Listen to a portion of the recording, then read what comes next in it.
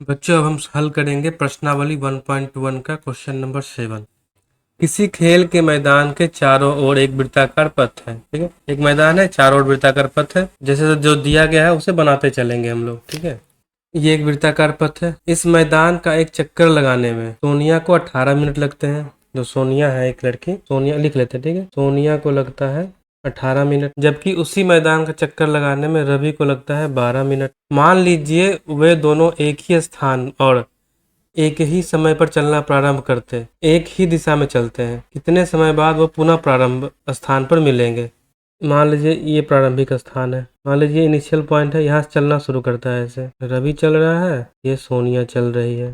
तो रवि क्या है, 12 मिनट में पूरा चक्कर काट लेता है, यानी कि रवि घूमते घूमते घूमते यहाँ से ऐसे करके यहाँ पहुंच जाता है 12 मिनट में। लेकिन 12 मिनट में सोनिया तो कहीं इधर ही कभी होगी, दोनों साथ में चलना शुरू किया तो रवि यहाँ से घूमते घूमते घूमते यहाँ पहुंच गया। सोनिया जो है कहीं अभी बीच रास्ते में ही होगी, वो तो आगे बढ़ जाएगा, रवि यहाँ आ जाएगा वापस राउंड 2 में। मान लीजिए राउंड 2 चलने लगा इसका, तो सोनिया फिर कहीं यहाँ पहुंचेगी। फिर जब सोनिया आगे बढ़ेगी तब तक रवि कहीं आगे आके फिर यहाँ पहुंच चुका होगा।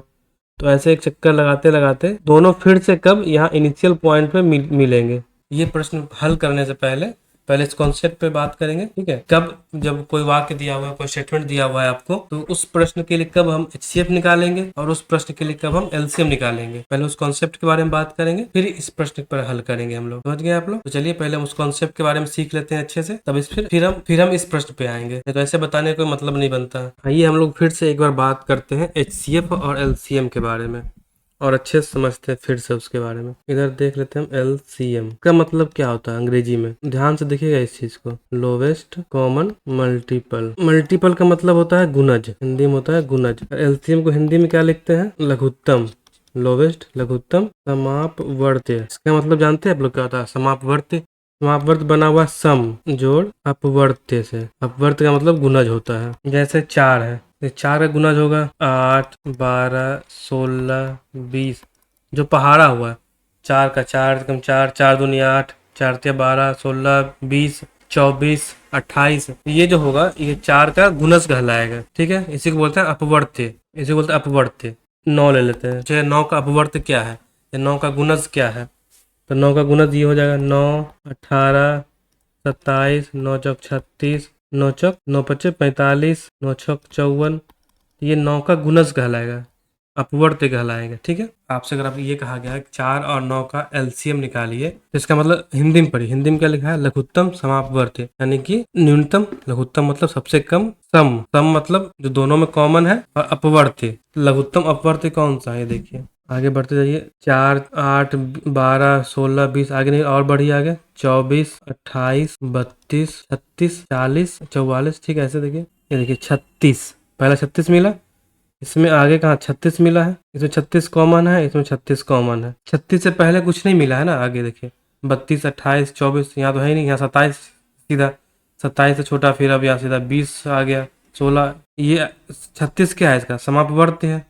36 4 का भी समापवर्त्य है, 36 9 का भी समापवर्त्य है, और सबसे छोटा है। इसी को बोलते हैं हम एलसीएम।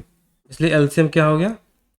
4 और 9 का एलसीएम यहाँ पर हो जाएगा, 4 और 9 का एलसीएम यहाँ पर हो जाएगा 36। ये एलसीएम का कॉन्सेप्ट हो गया। ये चीज समझिए कि 4 और 9 का एलसीएम निकालना था, तो जो एलसीएम निकला वो 4 से और 9 से दोनों से बड़ा निकलेगा। तो समापवर्त निकाल रहे हैं, उसका गुणज निकाल रहे हैं, तो जैसे जैसे गुना करते जाएंगे, आगे बढ़ते जाएंगे, तो जो संख्या दिया गया है उससे तो बड़ा ही होगा। ऐसे ही हम एचसीएफ देख लेते हैं। अब एचसीएफ क्या कहता है? एचसीएफ को आप लिखिए अंग्रेजी में हाईएस्ट कॉमन, यहाँ फैक्टर आ गया। हिंदी में लिखेंगे तो क्या आता है? महत्तम। वहाँ क्या था? समापवर्त्य। यहाँ आता है समापवर्तक। अगर शॉर्टकट में लिखते हैं तो मौस, वहाँ लिखते हैं तो लस, लेकिन दोनों सो का मतलब अलग अलग होता है। ये समापवर्तक हो गया सम जोड़ अपवर्तक, ये हो गया अपवर्तक। वहाँ क्या था? अपवर्त्य। ये है अपवर्तक। अपवर्तक का मतलब होता है गुणनखंड। पूछेंगे, बोलेंगे 4 का अपवर्तक क्या क्या है, तो 1 गुना 2 गुना 2 जो गुणनखंड है, ये 4 का अपवर्तक हो गया। ठीक है, 9 का अपवर्तक क्या हो गया? 1 गुना 3 गुना 3, ये 9 का अपवर्तक है। तो देखिए सबसे बड़ा एक ही दिख रहा है, यहाँ पे 2 है, यहाँ भी 2 नहीं है, यहाँ पे 3, और कुछ मिल ही नहीं रहा। यानी कि जो एचसीएफ आएगा, महत्तम क्या आ रहा है इसका? 4 और 9 का एचसीएफ 1 आएगा। एक से बड़ा कोई और जो कॉमन अपवर्तक है यानी गुणनखंड है मिल ही नहीं रहा है। ये HCF हो गया इसका। एक चीज़ अब ध्यान दीजिए, इसका जो HCF आ रहा है संख्या से छोटा आएगा। संख्या 4 है, ये 9 है, इसका HCF 1 आ रहा है। अगर कोई भी दो संख्या का HCF अगर निकालेंगे, कॉमन फैक्टर निकालेंगे, तो वो उस संख्या से छोटा ही आएगा। मान लीजिए कोई भी संख्या रहता है इसका, आगे मान लीजिए कुछ भी रहता है, आगे कुछ भी रहेगा, तो जो कॉमन फैक्टर आएगा वो संख्या से तो छोटा ही आएगा। इतना समझते हैं आप। तो इसी चीज़ का हम यूज़ करेंगे प्रश्न को हल करने में। जो एलसीएम आता है उससे बड़े संख्या गया तो बराबर बराबर होगा या बड़ा होगा, और HCF जो होगा वो छोटा होगा संख्या से।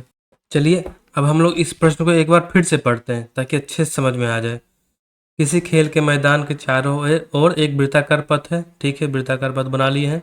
इस मैदान का एक चक्कर लगाने में सोनिया को 18 मिनट लगता है, ज़्यादा समय लगता है यानी कि धीरे धीरे चलती है। जबकि उसी मैदान का चक्कर लगाने में रवि को 12 मिनट लगता है, ये कम समय लेता है, मतलब ये तेज चलता है। मान लीजिए वे दोनों एक ही स्थान पर और एक ही समय पर चलना प्रारंभ करते हैं।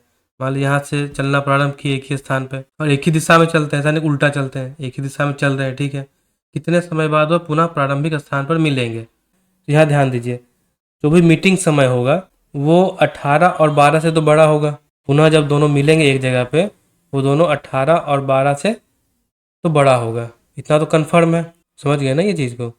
तो यहाँ पर हम LCM का यूज़ करेंगे।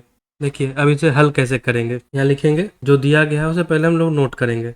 सोनिया द्वारा एक चक्कर लगाने में लगा समय बराबर 18 मिनट। वैसे दे रखा है रवि का कितना समय लगेगा वो भी लिख देंगे, ये 12 मिनट हो गया। बोला क्या है, कितने समय बाद वे पुनः प्रारंभिक स्थान पर मिलेंगे। हम लोग ये समझ चुके हैं कि इनका LCM निकालना है। तो लिखेंगे पुनः प्रारंभिक स्थान पर मिलने का एवं 12 का LCM। अब हम लोग 18 और 12 का LCM निकाल लेंगे। 18 का गुणनखंड 1 गुना 2 गुना 3 गुना 3, या फिर ऐसे लिख दे 1 गुना 2 गुना 3 का स्क्वायर। इधर निकाल सकते हैं ना आप लोग, या निकाल के बता देते हैं। चलिए 2 से लगाएंगे 9, 3 3, ये 18 का गुणनखंड हो गया। वैसे ही 12 का गुणनखंड अभाज्य गुणनखंड निकाल लीजिए। 1 गुना 2 गुना 2 गुना 3, ये गुणनखंड हो गया।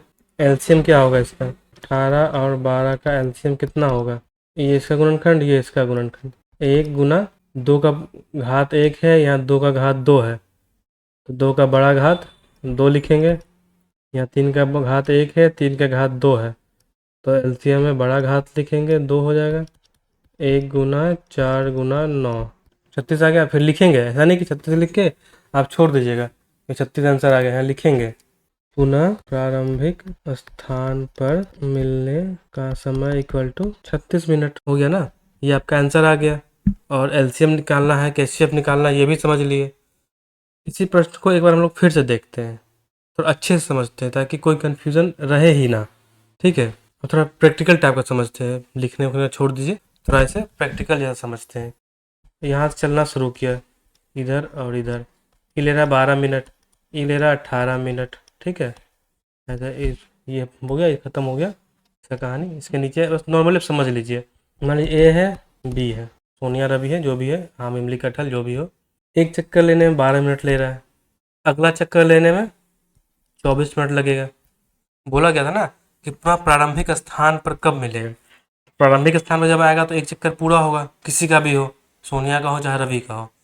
जब दोबारा वो प्रारंभिक स्थान पे आएगा उसका एक चक्कर पूरा होगा।